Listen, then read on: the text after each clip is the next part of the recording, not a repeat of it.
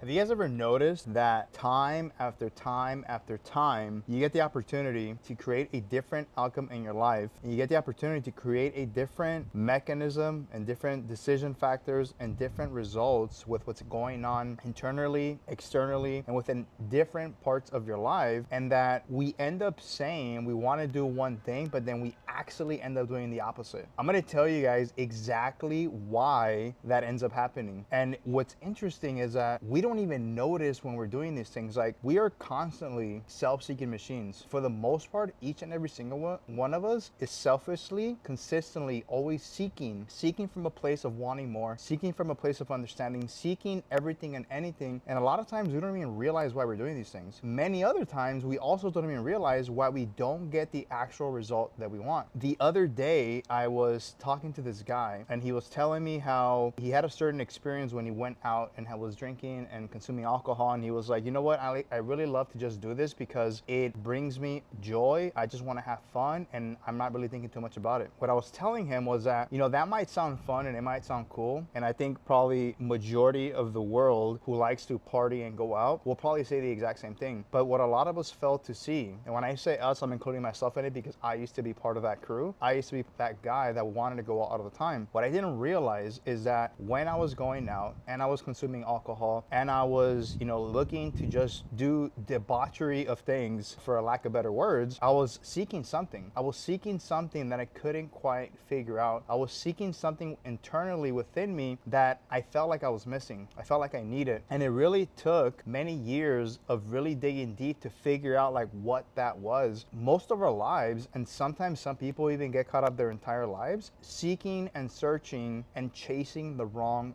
thing. And by the time we realize it, you know, you end up wasting 5, 10, 20, 30, 40 years of your life chasing the completely opposite thing that you wanted to chase. And you have even no clue that it was happening. You know, I invite you guys into looking at that. Like, where in your lives can you look at, where are you seeking and searching for things that maybe bring no value, or really there's an underlying message as to like what you're looking for. And here's the crazy part, that even when the solution is right there in front of you, even when you think you have the right information, you have the right tools or the right coaches, you think that you actually have the solution. You think that you're actually chasing the right outcome. The reason why like I started thinking about all this was because I've experienced many times where I have hired consultants and I've hired coaches to coach me on specific modalities and specific things to create a specific outcome that I wanted. And what I've realized time and time again is that half the time I don't actually do or take the feedback and the coaching towards the reason why I originally hired them, which is honestly like mind-blowing. It's not just me. I've noticed these patterns amongst many people where we're like, you know what, I'm gonna hire this fitness coach because this guy or this girl is very shredded, they seem to be in shape, they seem to be healthy, and I'm gonna hire them because I want to be healthy. I want to look a specific way. And so you hire these people, and a fitness coach is just an example because they're very common, and then they give you the protocol, right? They give you the game plan, they give you the blueprint as to what it takes mentally, physically, analytically, nutritionally, and every single possible way you can think of, and then you don't do it. You just don't do it. I guarantee you, each and every single one of you guys watching this right here, right now, have experienced at one point or another that exact same thing, right? It's just like going to school, and you go to school, you go to class, you know you have homework, you know you have a test, and then you just don't do it. Do you truly want to study for that exam? Do you truly want to perfect that subject? Or are you just wasting your time? Are you truly seeking the proper thing that you should be seeking for? Or why did you even sign up for it? Did you truly want to study that subject? Are you being forced to study that subject? Are you asking yourself the right questions as to like why you're putting yourself in the situations that you're putting yourself into? I believe it is far more important to recognize the patterns as to why you decided what you decide, why you make certain choices, why you hire certain people, as opposed to which path and route you're taking. Because if you can actually figure out the thinking beneath the decisions that you're making, you're able to then catch them as they're happening in real time. And I think that's one of the most powerful thinking tools that is available to us, because there's many ways of thinking, right? Where there's many ways of looking at data, there's many ways of looking at information. But one of the most powerful tools that I have found it, you know, within the last 6 months is the ability to think through my thinking as to why I make certain decisions. The reason why all this came up was not just because of this conversation that I had with this guy, but it was because today I was going through a video call of this guy that I hired as a coach, this group that I joined. He would not call himself a crypto expert or a financial expert, but this guy, he's pretty young, he's like in his mid-20s, he is very, very knowledgeable. And a lot of the strategies that he has given us have time and time again played out. They have played out like almost to the 90% rate, which is crazy. And the reason why I say this is because I joined this program over a year ago, and I have only followed through with what he suggested about 50% of the time. And I was asking myself, I was thinking about this, I was like, why did I even hire this guy if I wasn't actually going to follow through, right? The funny thing is that when I first hired this guy, I was gonna hire him one-on-one. And I asked him, I was like, hey, if I come in with